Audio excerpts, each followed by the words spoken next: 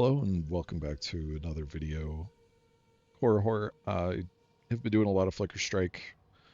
I'm up to about 1,200 hours in PoE 2, and most of that time has been spent trying to just min-max Flicker Strike and do everything I can with it.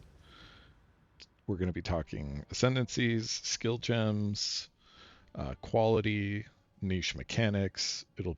Everything will be in here to help you understand Flicker Strike as much as you need to for Path of Exile 2, because it's obviously a little bit different from Path of Exile 1. I didn't play Path of Exile 1 too much, but we'll just go ahead and get started. So I guess I'll just start with what I'm currently doing in maps. And there's a handful of gems that I didn't include right here, and I'll go over the reasons why, but I'll just start with what I put into my stuff when I'm mapping. So I'm using Pinpoint Critical,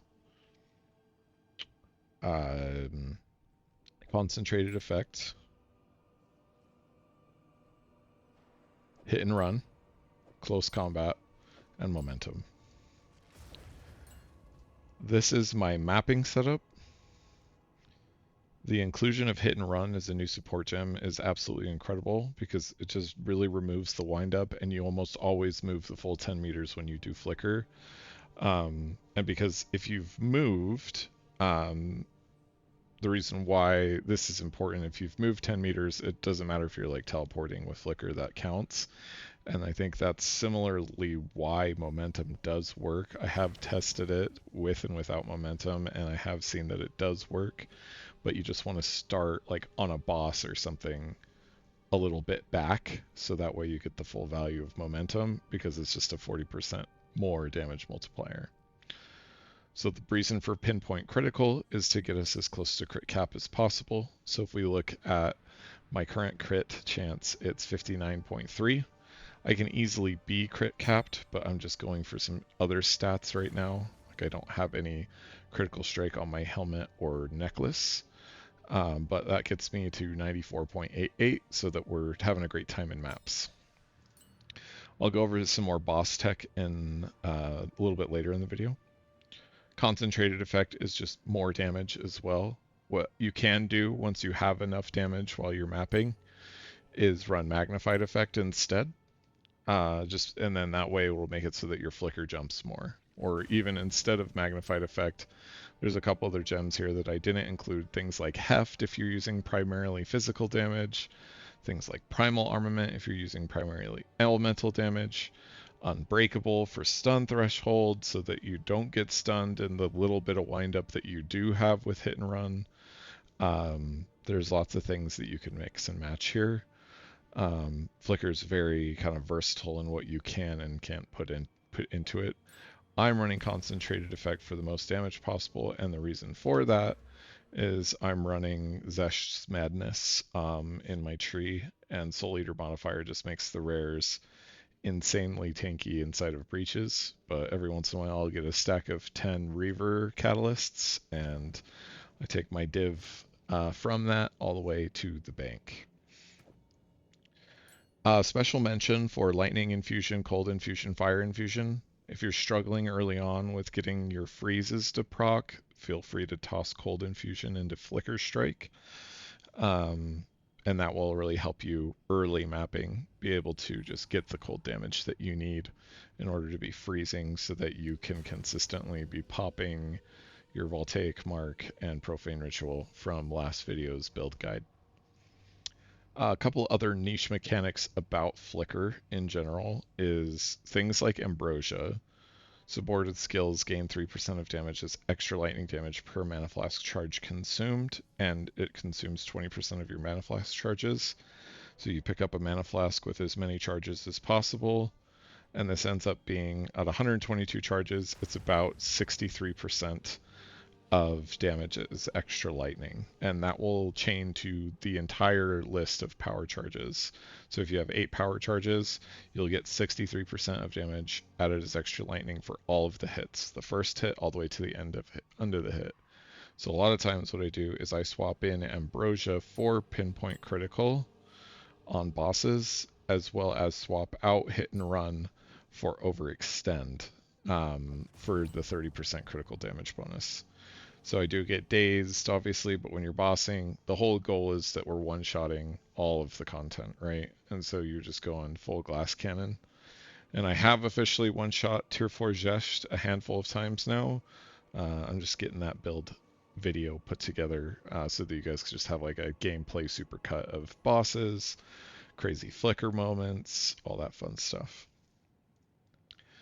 Perpetual Charge. So this is going to be the portion where I actually start talking about the different Ascendancy choices of like what really can work and what doesn't work. And I'll basically go through all of the Ascendancies that I think are reasonable.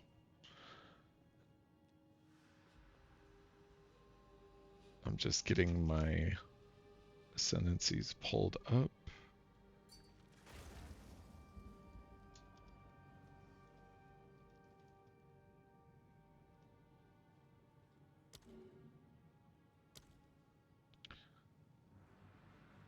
All right. So I'll just pull up this Ascendancy list right here. So the first Ascendancy we're going to talk about is Acolyte of Chayula, because that's obviously the one that I am running right now. And the primary reason that I really love Acolyte of Chayula is that mechanic that I just talked about with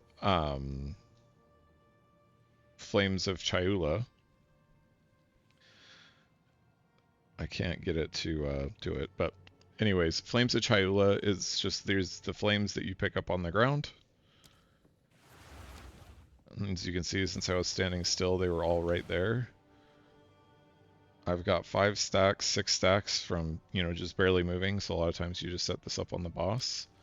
And that's adding a shit ton of extra chaos.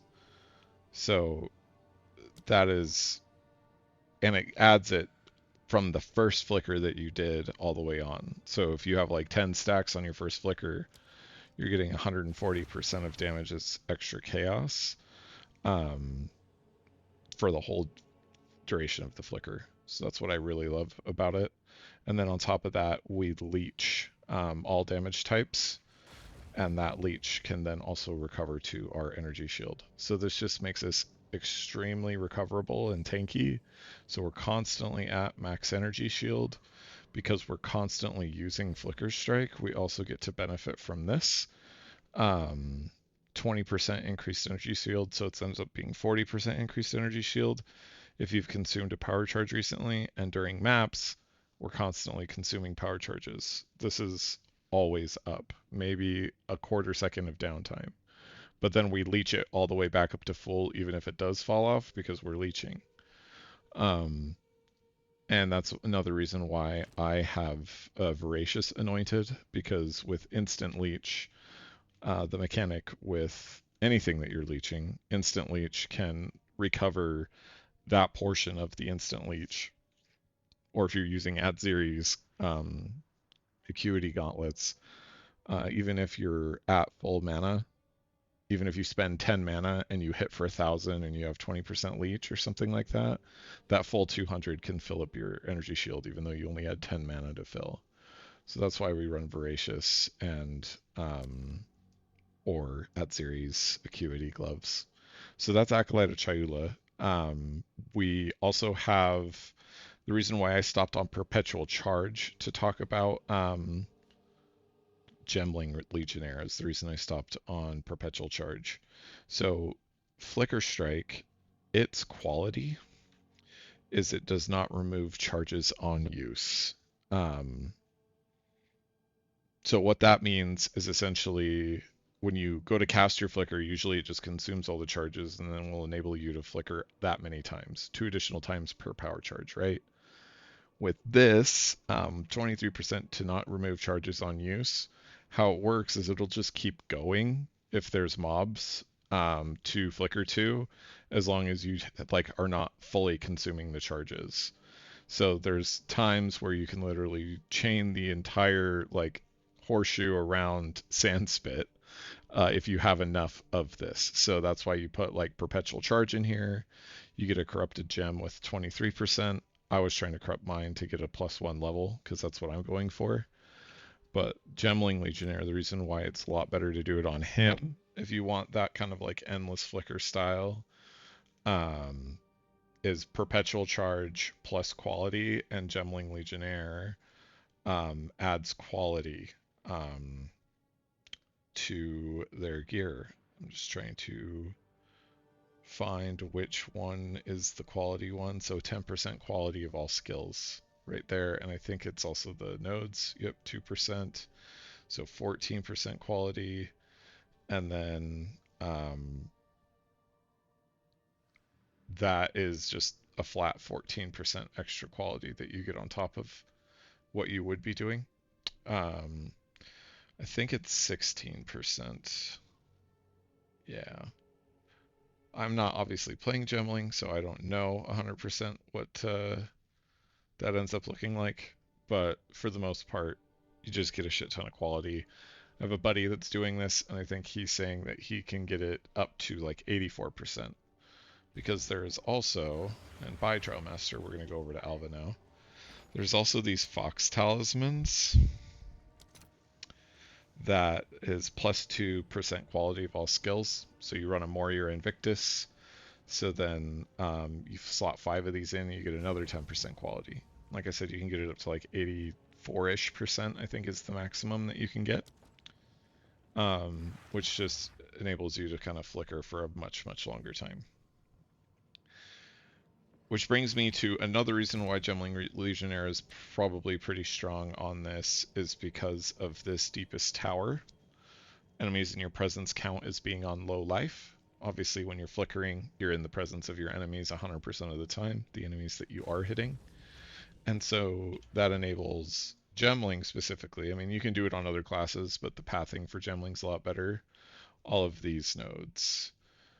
Just a ton of extra damage to enemies that are on low life, as well as right here next to Unwavering Stance.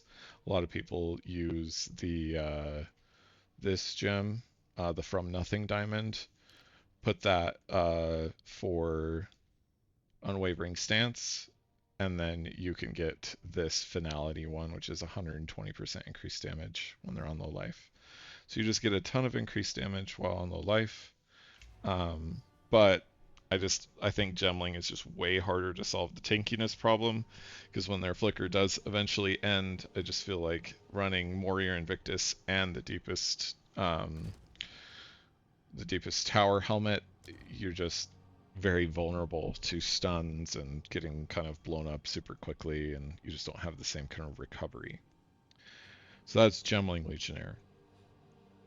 Obviously, we have the OG of 0.1 Invoker. And really the primary thing that makes Invoker strong is 2 nodes. I mean, obviously you just get some flat damage. You get 20% of damage as extra elemental, so cold and lightning. Then you take Sunder My Enemies, which is your critical hits ignore enemy monster elemental resistances. And because I talked about flicker snapshotting, your critical strikes also snapshot. Your Infernal Cry snapshots. So the initial flicker, literally anything that you can think of that adds damage at the initial point of the first flicker, it just copies to the rest of your power charges. So if you crit, your entire flicker's critting and you're ignoring elemental resistances as Invoker, which is obviously great.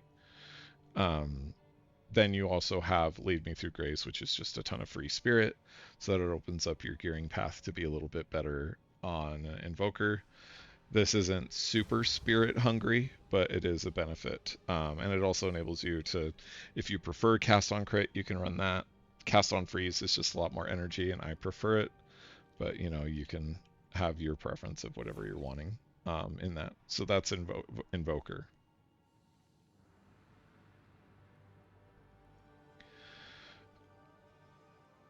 Lich is my next idea for Flicker Strike.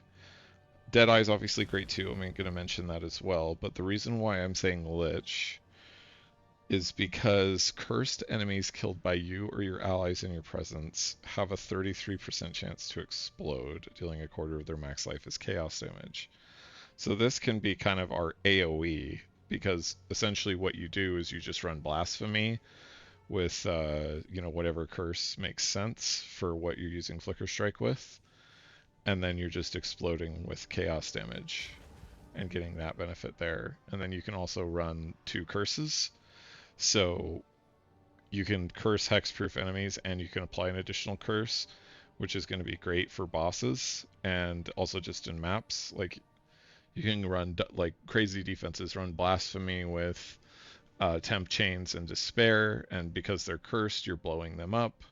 And then you can also get the benefits of the Soulless Form and Eternal Life, so that you just don't really have problems with just like flat damage, because you're just kind of mitigating a lot of it there.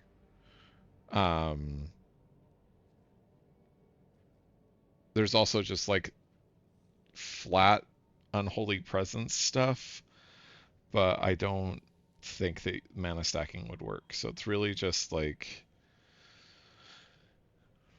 really Rupture the Soul, Dominion over Flesh, Soulless Form, and Eternal Life. That would be my idea for Lich. So not fleshed out all the way, but it would definitely work because of the way Presence works in this version of things.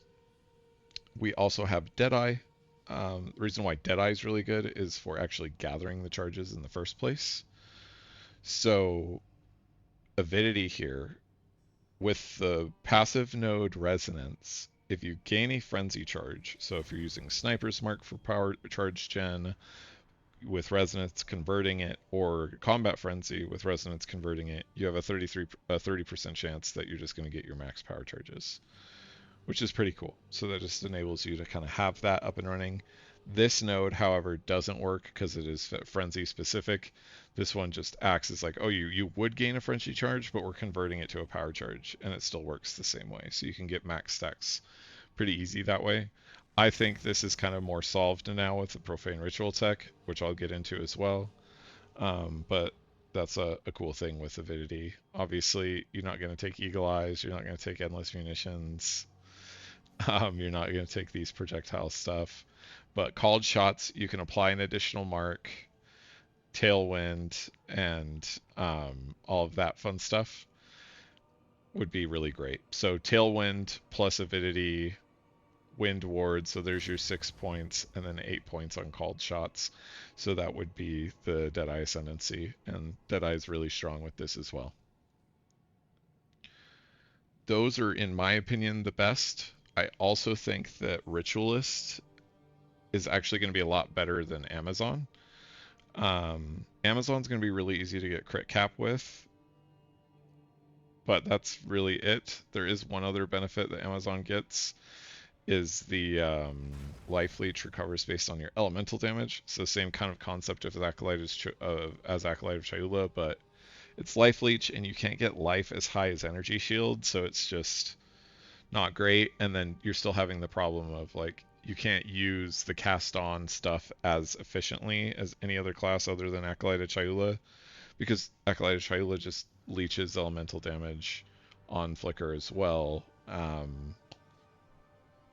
And the reason why that's important is because we're using cast on freeze Voltaic Mark, which uses a shit ton of mana, and these are coming out like candy so that you can blow up the whole map as you're flickering.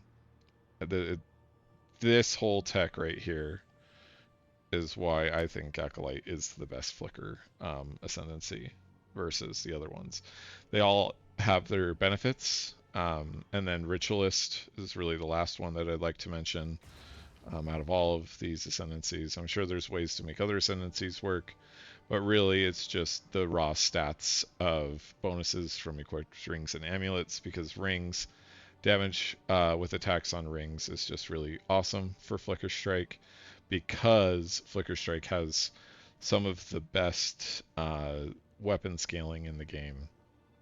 Right now, I'm at basically 1,000% of attack damage at level 35 on my Flicker. I can get to level 36 pretty easily. I just need to cough up the div for a level 21 Flicker Strike, which then at that point it'd be over 1,000 attack damage. So you just multiply that by whatever damage you can get on your rings. So right now I've got about 33 on my this ring and 24 on this one. Right now I'm prioritizing rarity on these rings, and I could definitely do more damage, but I'm at a point where I'm doing enough damage. I just want rarity so I can get a bunch of currency. And then Ritualist has charms,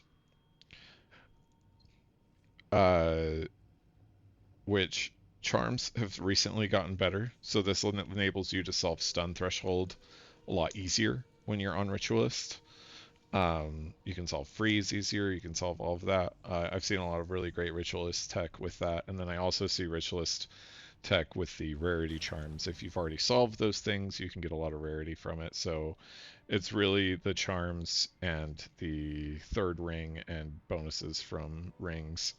You can also do ritual sacrifice. It just slows you down though. Blood boil, it just slows you down. So those aren't going to be too important. So that's really all the ascendancies that I wanted to cover.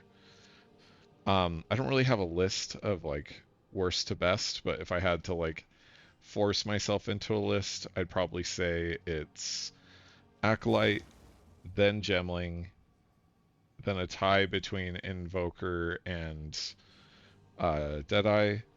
Ritualist is probably the best overall eventually, just because if you have mirror tier rings in 3 slots and you're getting bonuses from those rings, um, Ritualist is just going to be able to scale the most damage because items are so powerful. And then, yeah, that would just kind of be like my loose list. A couple of mechanics I didn't necessarily talk about that I want to is again Infernal Cry. Again, the whole if you're empowering this skill, dealing 15% more damage. Rage is a damage multiplier, so if you have capped rage, that's a 30% more damage multiplier. If you're consuming rage with Enraged Warcry, you do 30% more damage. So all of those more multipliers apply to the entirety of your Flicker Strike, which is why you run Second Wind, so that you can get the benefit of Enraged Warcry and Premeditation. And then on top of that, on bosses, you're getting 35% of damage as fire damage per 5 power. So 35 times 4, because you get 20 power from a boss. That's 140% damage as extra fire. Gemling does really crazy on this one too, because the quality on it is what pushes up the additional fire damage. So Gemling gets a lot of extra fire damage from this, just from quality.